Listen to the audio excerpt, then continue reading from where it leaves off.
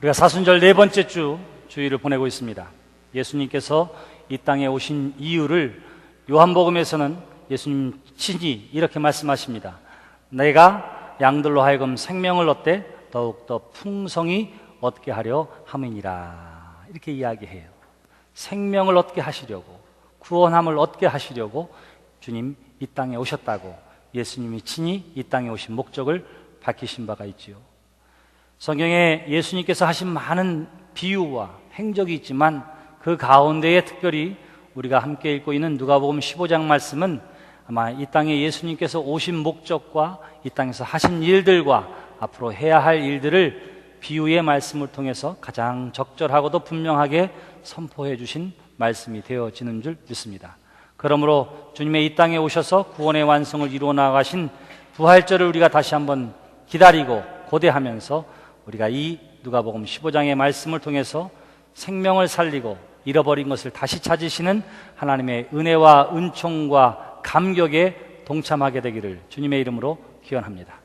오늘 우리가 함께 읽은 말씀은 곧 잃은 것을 다시 찾은 것에 대한 이야기 가운데에 누가복음 15장에 나오는 세 번째의 이야기입니다. 첫 번째는 100마리의 양 가운데 한 마리를 잃어버린 것을 찾는 목자의 이야기가, 10 드라크마 가운데 한 드라크마를 잃어버려서 그것을 찾기 위해 등불을 켜고 바닥을 쓸면서 찾기까지 수고하고 마침내 되찾았을 때에 감격하고 기뻐하는 한 여인의 이야기가, 그리고 마지막 세 번째 이야기는 우리가 너무나도 잘 아는 한 아버지에게 있었던 두 아들, 그 중에 잃어버렸던 한 아들에 대한 이야기가 계속되어지는 것을 보게 됩니다. 물론 오늘의 이야기는 24절로 끝마치지 않습니다. 집을 나갔던 아들이 다시금 되돌아왔지만 그것을 보고 함께 기뻐하지 못했던 첫째 아들의 이야기가 25절 이후의 말씀에 계속되어짐을 통해서 돌아온 아들을 바라보고 기뻐하는 아버지에 대한 이 이야기는 완전한 이야기를 이루기 위해서는 25절 이하에 있는 말씀도 우리가 보아야만 할 것입니다. 자, 그 말씀은 우리가 다음 주에 보게 될 것인데, 오늘 우리가 함께 읽은 본문 말씀은 곧 돌아온 아들을 바라보며 기뻐하는 아버지의 이야기입니다. 오늘의 성경은 이렇게 이야기합니다. 한 아버지에게 두 아들이 있었다, 그렇게 이야기해요. 아버지에게 두 아들이 있었다라고 하는 것은 당시의 율례와 법도에 의하면 두 아들 가운데에 장남에게는 아버지의 재산의 3분의 2가 가게 되고 둘째 아들에게는 3분의 1이 가게 됩니다. 자, 이건 언제 얘기냐면 아버지가 돌아가셨을 때의 얘기예요. 근데 아버지가 살아계신 그 상태에서 둘째 아들이 아버지에게 찾아옵니다. 그리고는 뭐라고 이야기하지요? 아버지, 돌아가시면 나에게 어차피 물려주게 될 재산을 나에게 미리 주세요. 이렇게 이야기하는 거예요. 자, 이 이야기를 예수님께서 비유로 하실 때에는 서기관과 바리새인들과 많은 유대인들, 율법에 정통하고 하나님의 계명에 충실한 사람들이 많이 있었어요. 예수님께서 비유로 이 말씀을 하시는 그 순간, 그리고 둘째 아들이 아버지에게 자신에게 돌아올 분깃을 미리 달라고 얘기했다고 하는 순간, 사람들은 그 당시에 법례와 율도를 알고 있었기 때문에 이런 못된 녀석이 있을까, 이런 패역한 아들이 있을까, 아마 흥분했을 거예요. 그 이유가 어디에 있느냐 하면, 아들에게 돌아갈 분깃, 유산 상속은 언제 이루어지느냐 하면 아버지가 돌아가셔야만 이루어지는 거예요. 살아계실 때의 유산을 분배한다 하더라도 그것을 처분하는 것은 누구에게 있느냐 하면 상속자에게 있는 것이 아니라 아버지에게 있습니다. 아버지에게. 언제까지? 아버지가 돌아가시기까지는. 근데 지금 둘째 아들이 시퍼렇게 아버지가 살아계신데도 불구하고 와가지고는 아버지, 재산 미리 주세요. 그리고는 그것을 처분할 수 있는 권한도 내가 갖겠습니다. 그것도 주세요. 둘째 아들이 그렇게 부탁했다는 것입니다. 다시 말하면 아버지가 살아있는데 어떻게 했어요? 죽은 사람처럼 취급했다, 이렇게 이야기하는 것이고요. 살아있는 아버지를 그것은 무시하는 일이기도 했고요. 살아계신 아버지를 모욕하는 행위이기도 했고요. 살아계신 아버지를 천대하는 행위이기도 했고요. 살아계신 아버지를 죽은 자처럼 취급하는 패역한 아들의 모습을 보여주고 있는 것입니다. 여러분들이 아버지의 입장이 되어보세요. 나는 사랑해서 아들에게 그것을 줄 수는 있을 거예요. 그런데 동네 사람들이 다, 주변 사람들이 뭐라 하냐면, 아이고 저 아버지 노릇도 제대로 못하는, 자식에게 휘둘리는 어떻게 자식을 저렇게 키웠을까? 사람들이 손가락질할 것이 뻔했습니다. 그럼에도 불구하고 오늘 성경에 보시면 아버지가 아무 말도 하지 않으세요. 아들이 자기를 모욕하고 천대하는데 아무런 대꾸도 하지 않습니다. 율법으로 충분히 가르칠 수 있고 훈계할 수 있고 딱 부러지게 이야기할 수 있었음에도 불구하고 아버지 아무 말도 하질 않아요. 성경은 뭐라고 이야기합니까? 아버지가 그 분깃을 나누어 주었다. 그렇게 이야기합니다. 엄밀하게 자식으로부터 천대받고 모욕을 당했음에도 불구하고 아무 말 하지 않고 해야 할 일을 했다. 성경은 그렇게 이야기해요. 여기에 이 아버지가 누구를 비유할까요? 맞아요. 예수님을 비유하고 있습니다. 아버지가 그러했던 것처럼 예수님 자신도 이 땅에 오셔서 십자가에 달려 돌아가시길 때에 많은 사람들이 손가락질을 해요. 가시로 면류관을 만들어 쓰고는 네가 유대인의 왕이라면서 너나 구원해봐라.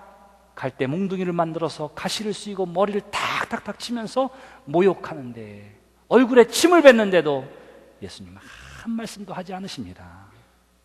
그린 어떻게 하지요?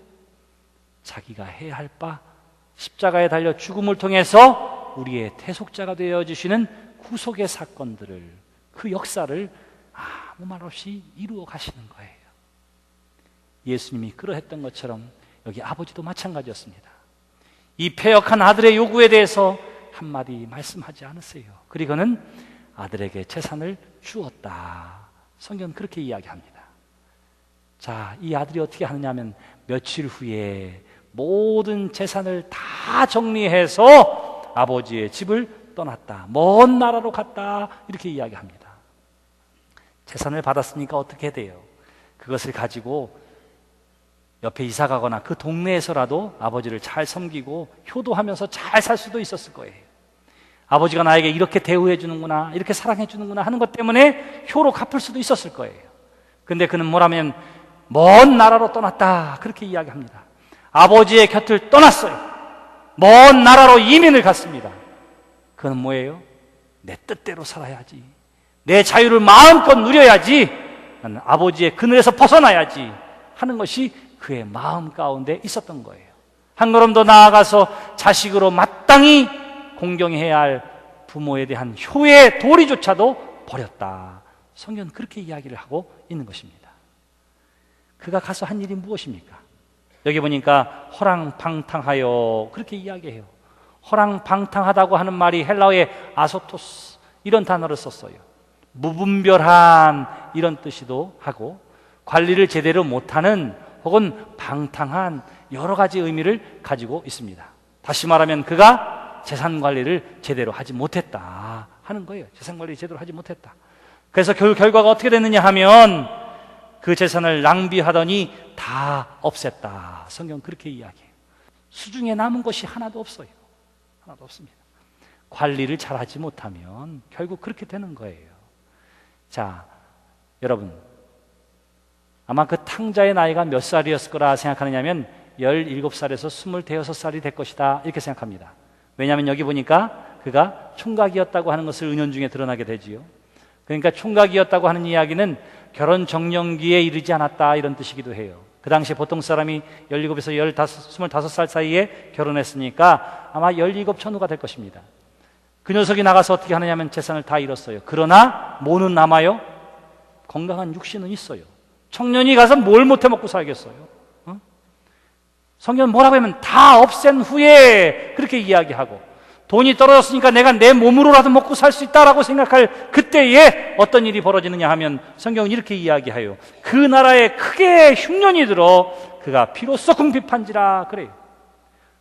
몸으로도 때워서 살 수 있었어요. 막노동을 해서라도 살 수 있었어요. 근데 그 나라에 큰 흉년이 들게 되니까 그나마 일자리도 잃어버리게 된 것입니다. 그의 처지가 어디까지 절망적이었는지를 성경은 이렇게 이야기해요. 그 나라 백성 중 한 사람에게 붙여 살았다 그래요. 이방 사람에게 빌붙어 살게 되었다 이렇게 이야기하고 더 나아가서 이방 사람이 그를 들러보내어 돼지를 치게 했다 그래요. 돼지는 성결하지 못한 부정한 짐승의 상징입니다. 부정한 짐승의 상징이에요. 심지어는 돼지고기를 먹지도 않지만, 그래서 이스라엘은 돼지를 치지도 않아요. 오늘도 거룩한 유대인들은 햄이나 돼지고기를 먹지 않습니다. 그렇게 부정하게 생각해요. 왜? 되새김하지 않기 때문에 그래요. 성경에 나와 있는 부정한 동물이기 때문에. 그런데 그 돼지를 쳐야 할 만큼 절망적이었다, 이렇게 이야기하고요. 한 걸음 더 나아가서 그가 얼마나 배고팠는지 그가 돼지 먹는 주염 열매로 배를 채우고자 했다라고 16절에서 이야기합니다. 다시 말하면 배가 고프니까 돼지가 먹는 것을 더불어 함께 먹기를 기대했어요. 근데 성경은 뭐라고 이야기하는지 아세요? 돼지를 치는 것도 절망적인 상황이었고, 돼지가 먹는 그 먹이를 같이 먹으려고 하는 것도 최악의 상황이었는데, 성경은 이렇게 이야기해요. 돼지 먹는 쥐염 열매로 배를 채우고자 하나 주는 자가 없는지라. 주는 자가 없는지라. 그나마 어떻게 해요? 그것조차도 먹을 수 없을 만큼 최악의 절망의 상황이었다. 성경은 그렇게 이야기합니다. 여러분, 우리가 기억해야 할 것이 있어요. 때로는 하나님께서 우리를 어떻게 하느냐 하면 이와 같은 길로 인도하시더라 하는 것입니다. 하나님을 떠난 사람들이, 내 멋대로 살겠다고 하는 사람들이 그대로 살도록 내어버림을 통해서, 내어버려둠을 통해서 최악의 상태에 가도록 내버려 두시는 거예요. 여러분, 호세아 2장 6절 이하에 보시면 이스라엘 백성들이 어떻게 하면 하나님을 섬기지 아니하고 더 잘 살겠다고 바알 앞에 절하고 우상 숭배를 하니까 하나님께서 어떻게 하셨는지를 성경은 이렇게 이야기하고 있습니다. 2장 6절에 그러므로 내가 가시로 그 길을 막으며 담을 쌓아 그로 그 길을 찾지 못하게 하리니 그들을 찾을지라도 만나지 못할 것이라. 이제야 그가 이르기를 내가 돌아가리니. 그렇게 이야기해요. 하나님을 벗어나서 잘못된 길로 가려고 하는데 가시가 있어서 더 이상 갈 수가 없어요. 피해서 다른 데로 가려고 하는데 이제는 담에 막혀서 더 이상 갈 수가 없습니다. 다시 돌이켜서 또 딴 데로 가려고 하는데 아무리 찾아도 만나지를 못하는 거예요. 그제서야 돌이켜 내가 돌아가야 되겠구나. 하나님께서 그렇게 하셨다. 성경은 그렇게 이야기합니다. 마치 탕자가 아무리 애쓰고 노력해도 얻을 수 없어서 목숨조차 부지할 수 없는 만큼 최악의 상황에 놓임으로 말미암아 저가 돌이켜 라고 하는 자리에 이르게 된 것처럼, 때로는 하나님께서 우리에게 이와 같이 절망의 과정을 통해서, 고독의 과정을 통해서, 가시의 아픔을 통해서, 담의 허물을 통해서 하나님이 우리를 깨닫기를 원하시는 줄 믿습니다. 성경은 뭐라고 이야기하지요? 17절에 보시면 이에 스스로 돌이켜 이르되, 그래요. 스스로 돌이켜 이르되 라고 하는 말은 이제야 정신을 차리고, 이런 뜻입니다. 언제 정신을 차렸어요? 아버지와 함께 있을 때가 아니에요. 아버지의 품을 떠나서 자신의 재산을 마음껏 가지고 놀 때가 아니었습니다. 실패했어요. 절망했어요. 돈을 다 잃어버렸습니다. 그때도 아니었어요. 언제입니까? 가장 불경건한 최악의 상태에 있을 때에 먹고 싶은 것을 먹지도 못할 뿐만 아니라 돼지가 먹는 것까지도 먹으려고 할 때 그것조차 구하지 못하는 최악의 상황에서 이제야 돌이켰다, 이제야 정신을 차렸다, 이제야 깨달았다. 성경은 그렇게 이야기합니다. 사랑하는 성도 여러분, 하나님이 우리가 하여금 늘 정신 차리기를 기대하세요. 하나님이 우리로 하여금 늘 깨어있기를 기대하시는 줄 믿습니다. 그래서 성경은 이야기해요. 저가 스스로 돌이켜 이르되, 무엇을 생각하지요? 내 아버지께는 품꾼도 배불리 먹는데 내가 왜 여기서 이러고 있는가 하는 것에 대해서 고민하게 됩니다.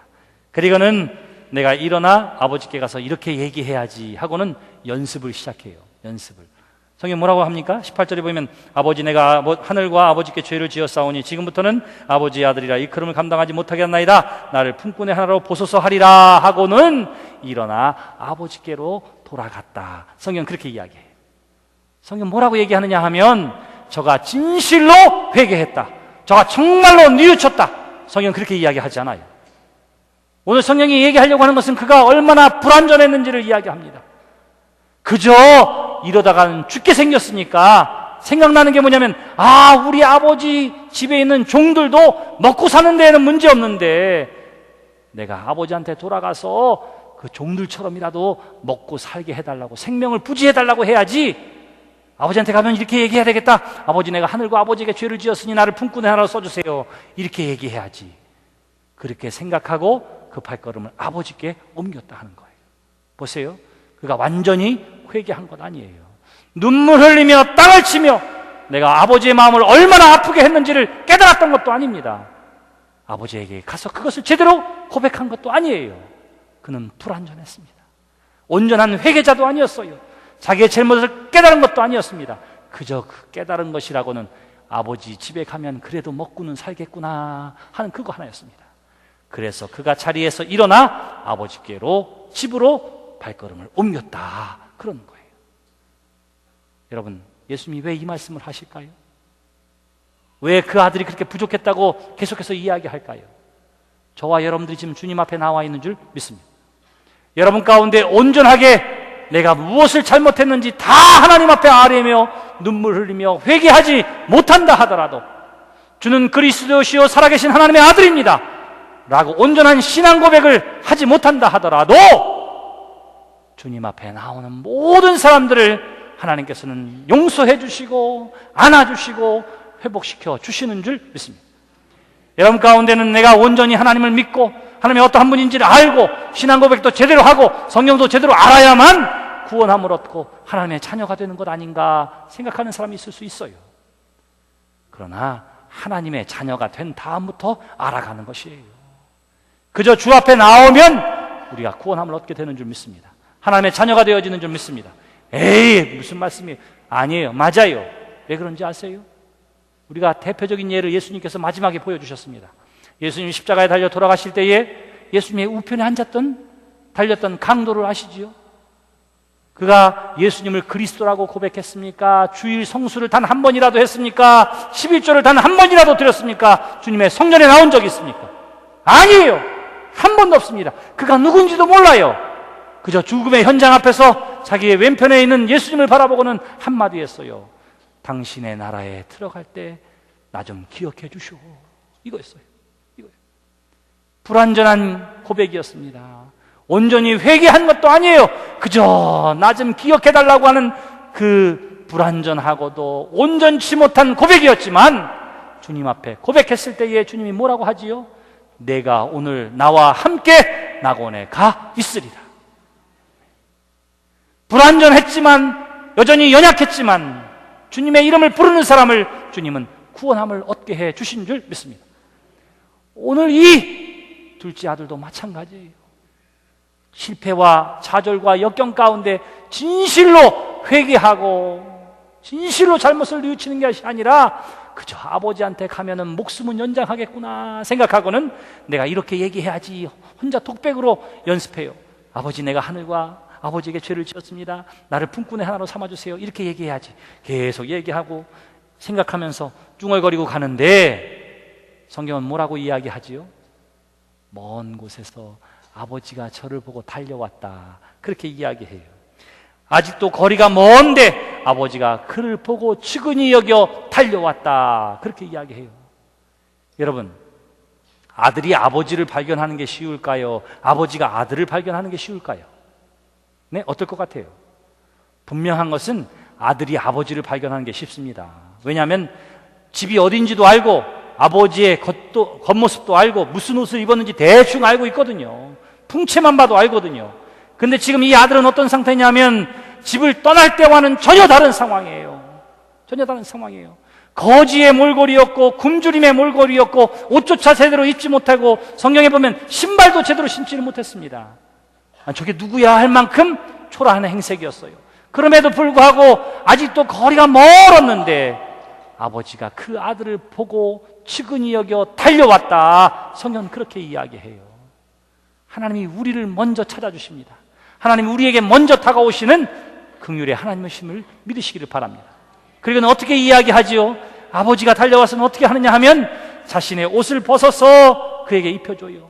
달려가 목을 껴안고 입을 맞추고 이야기합니다. 자, 여기에서 목을 껴안았다, 입을 맞췄다라고 하는 말은 용서의 표현이에요. 하나님, 아버지가 어떻게 했다고요? 그냥 용서했어요. 아버지가 언제 용서했는지 아세요? 여기 보세요. 이렇게 아버지가 목을 안고 입맞춤으로 용서의 표현을 한 다음에서야 21절에 아들이 이르되, 그래요. 지금까지 오면서 연습한 걸 이제 얘기하는 거예요. 아버지, 내가 하늘과 아버지께 죄를 지었으니 지금부터는 아버지 아들이라 이 걸음을 감당하지 못하겠습니다. 이렇게 이야기하는데, 이 이야기를 다 듣기도 전에 사실은 할 말이 더 남았어요. 뭐죠? 나를 당신의 품꾼으로 여겨주세요. 이게 그가 연습해온 말이에요. 근데 그 말을 다 하기도 전에 아버지가 종들에게 이릅니다. 종들에게 명령해요. 어서 가서 제일 좋은 옷을 우리 아들에게 입히고 손에 가락지를 끼우고 신발을 가져다가 우리 아들에게 신발을 신기라고, 그리고 살찐 송아지를 잡아서 잔치를 베풀고 많은 사람들을 초대해서 우리 함께 기뻐하자고 아버지가 그렇게 얘기하는 거예요. 언제 용서했다고요? 내가 잘못했습니다. 내가 아버지와 하늘 앞에 큰 죄를 저질렀습니다. 이 얘기를 하기도 전에 돌아온 아들을 바라보고 아버지가 용서하시는 거예요. 그가 이런저런 이야기를 하지만 그건 들을 필요도 없어요. 왜? 이미 용서했기 때문에. 그래서 다 이야기하기도 전에 옷을 입히고 가락지를 끼우고 신발을 신겼다, 그렇게 이야기합니다. 옷을 입히고 가락지를 끼우고 신발을 신겼다고 하는 것은 본래의 자리로 회복되었다고 하는 것을 의미해요. 그는 품꾼이라도 되었으면 좋겠다고 생각했지만 아버지는 어떻게 했다고요? 본래 둘째 아들의 자리에 그를 회복시켜 놓았다고 성경이 우리에게 가르쳐주고 있는 것입니다. 자, 15장에 나와 있는 세 개의 이야기에 공통점이 있어요. 100마리 중에 한 마리를 잃었던 목자가 한 마리의 양을 되찾았다고 이야기해요. 10드라크마 중에 잃어버린 한 드라크마를 되찾았다고 이야기합니다. 두 아들 중에 나간 아들을 다시 되찾았다고 이야기해요. 그리고 되찾은 것에 대한 기쁨을 가리켜 뭐라고 하느냐면, 이와 같이 천국에서도 죄인 하나가 주 앞에 돌아오면 기쁨이 된다고 이야기합니다. 그 얘기가 뭘까요? 저와 여러분들만 하나님의 자녀가 아니라는 얘기예요. 아직도 예수를 믿지 않는 사람들, 아직도 주 앞에 나와 예배하지 않는 그 사람들도 본래는 하나님의 구원함을 얻어야 할 하나님의 자녀요, 하나님의 백성인 것입니다. 그래서 그들을 발견하는 것이 아니라 되찾아야 할, 그래서 회복되어져야 할 귀한 은혜와 은총이 이미 보장되어진 줄 믿습니다. 저와 여러분들도 그 자리에 회복된 것 뿐이에요.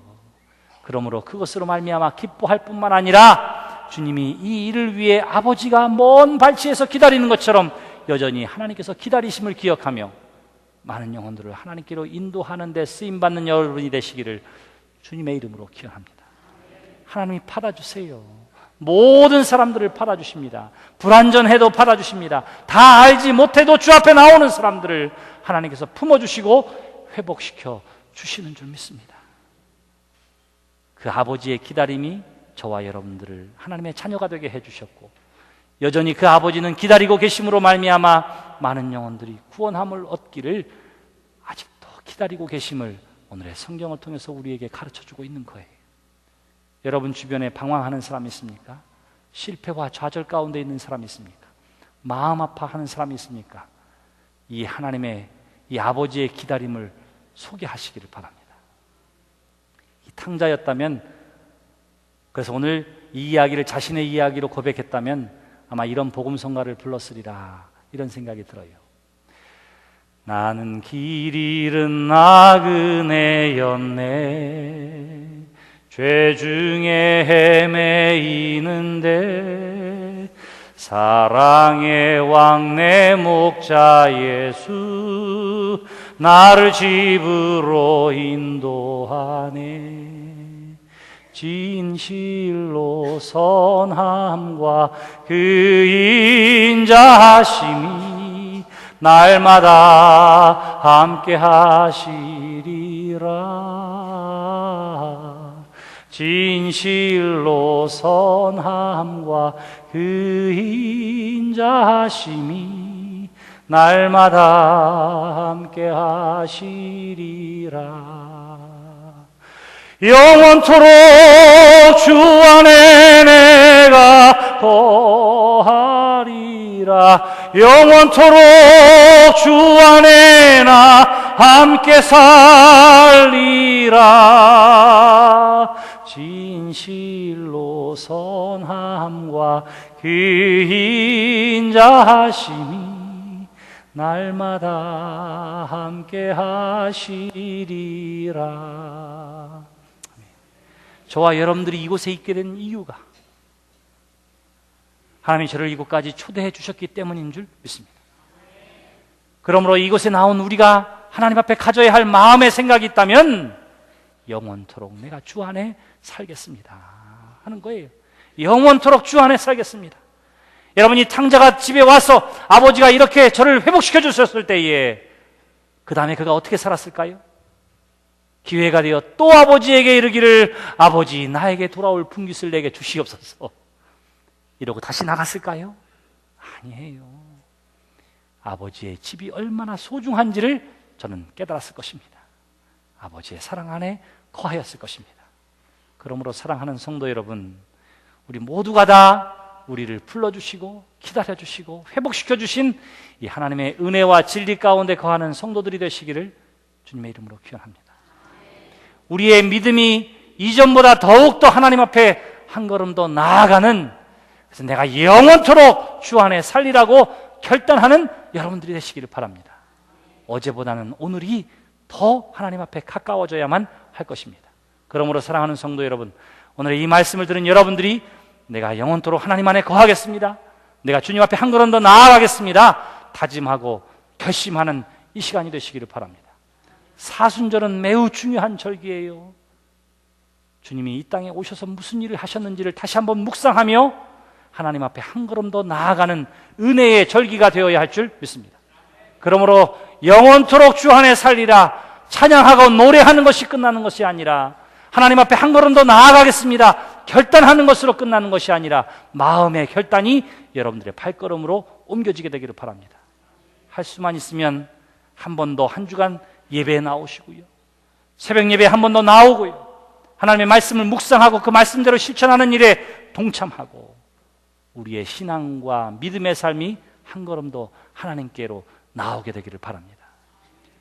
예수님께서 이 말씀을 주신 이유가 뭘까요? 저와 여러분들에게는 그러한 다짐과 결심을 하게 하고, 그 하나님이 여전히, 그 예수님이 여전히 죄인이 주 앞에 나와 회개하고 돌아오기를 기다리심을 우리로 하여금 알게 하셔서 많은 영혼들을 하나님께로 인도하기를 또한 하나님께서 기대하셔서 이 말씀을 회중들에게 주시고 오늘 저와 여러분들에게 주시는 줄 믿습니다.